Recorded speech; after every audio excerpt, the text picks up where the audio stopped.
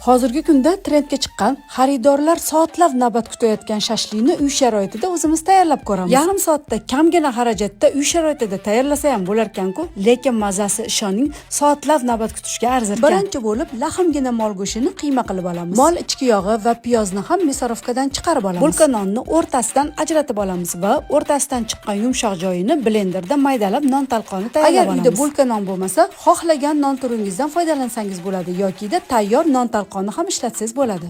Tayyor bo'lgan mahsulotlarning ustidan non talqonini solamiz, tuz va ziravorlarni solib juda ham yaxshilab aralashtirib olamiz. Dumba yog'ni turburcha shaklda to'g'rab olamiz. Issiqqina suvga qo'limizni botirib olamizda va qiyma shashlikka shakl berib chiqamiz. Shashlikni ikki xil usulda tayyorlasak bo'ladi.